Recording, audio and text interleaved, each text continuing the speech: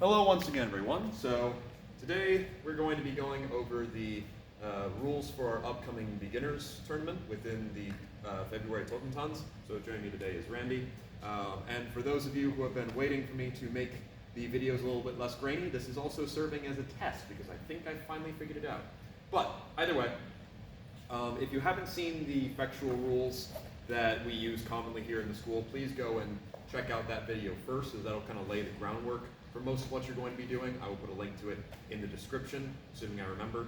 But today what we're going to be talking about is a couple additives that are going into it to sort of expand the game, as well as deal with some shortfalls. Because any game can be gamed, of course, or broken or what have you, so I want to try and add those in. So first off, let's go over required equipment. So in this case, Randy and I are both basically wearing what you need to be wearing. We got gorget, required, mask of your own, required, back of the head, not required, but highly, highly recommended. And then some form of heavier hand protection, be it heavies, sparring gloves, or lacrosse gloves are all acceptable. Because the hands aren't a target, it's just in case you muck up, and then you'll be fighting with synthetics. If you want to wear anything more than that, within reason you are allowed. So for example, if you want to wear a long jacket to cover your skin, that's fine. If you want to have some forearm protection on, I also don't necessarily mind that. It's really more about whatever you're personally comfortable with, but the target is the head, with only some actions that will happen on the arms. So most everyone who will be fighting has already fought plenty in less than this, so they'll be all right. But really the only things we're adding to this are twofold: hand slices and mullering. So the reason that I'm adding these in is because really when it comes to playing Fechtschule, the thing that's going to keep cropping up is people just lifting their hands above their head in various positions. Randy, if you wouldn't mind demoing some of the stuff you've seen, right?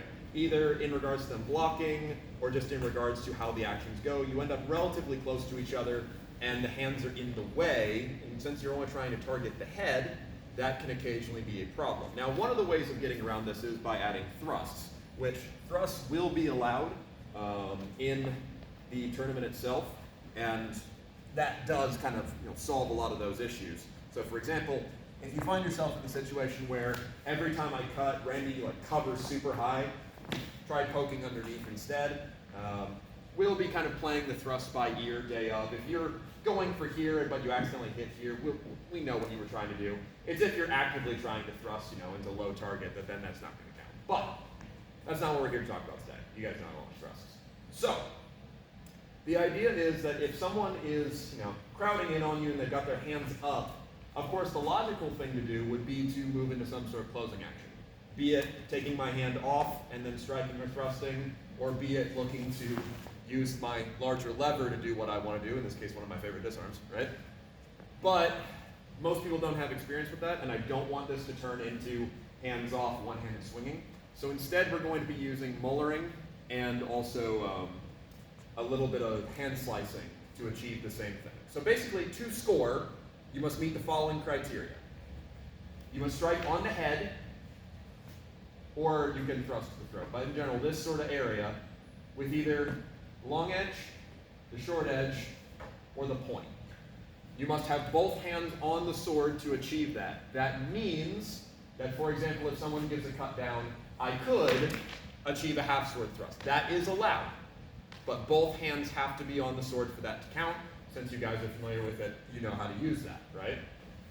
We're not going to allow pommels to score this time. Maybe when people are a little more comfortable with it, we will. So for now, the pommel's not doing a whole lot except for what we'll talk about next. You must have good structure when you cut. So for example, I'm not going to accept that sort of thing, right? Now, if you put a little bit of advancement into it, that's acceptable. You've got to be moving with it, got to be into good kind of stance, etc., things along those lines. I'm also requiring edge alignment, so no Prellhau, right? Not this time, maybe later, but not yet. And in general, just good quality stuff. We'll be judging it day of. It'll all be the experienced people judging it, so just don't get upset if it isn't perfect, right? Now, let's talk about hand slicing and mullering. So, Randy and I have closed in against each other or something along those lines, and he's trying to cut around in my head multiple times, right?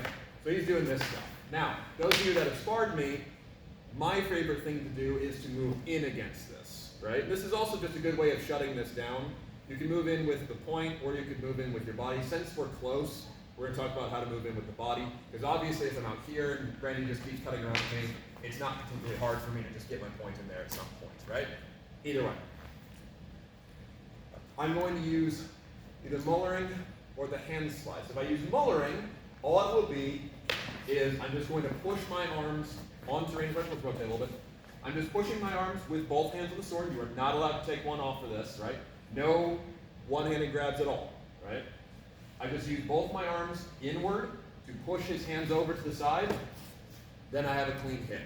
If you achieve a good muller, you can, one, just escape from it, but I will accept just a light tap as a follow-up as long as you're getting back out to good distance at the same time, because I don't want people to be bashing each other too hard. So a good mullering would look a bit like this.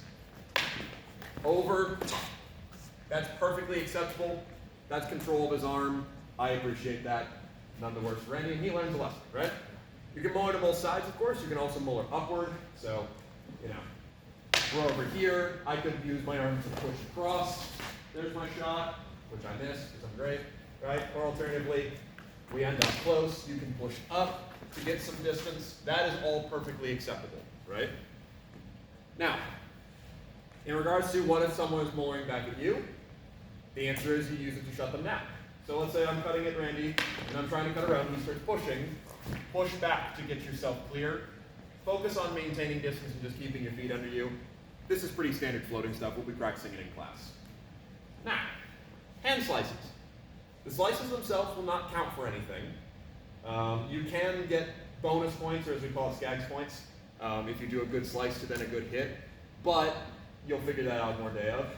Really, it's the exact same idea as mullering, except you can't get your arm onto theirs, so you use your blade instead. So, Randy's cutting around, I just push with my blade to achieve the exact same thing. Can happen on all sides, etc. Another instance of it would be, let's say he cuts in, right, boom. I can use both hands on the sword to move that, right?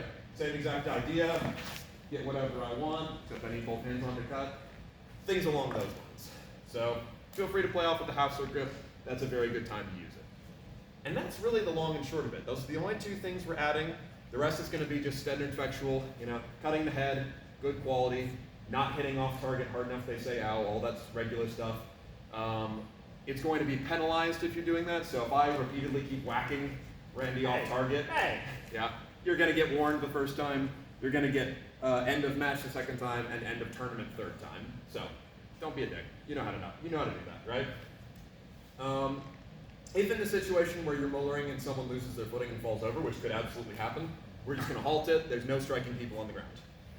Besides that, like I said, no pommels yet. We'll work up to that probably the next time we do this. But for now, at least, that's enough that we're adding to the already well-understood game of Fechtschule. So, thank you, Randy. Thank you very much. And thank you all very much for watching. So, we'll be practicing more with it in class, like I said. So if you're feeling a little bit lost, don't worry. You will get plenty of opportunity to fight underneath this before the day itself. Keep practicing, keep training, and start using this in free spar. But otherwise, thank you very much for watching, and we'll go over some other techniques another time.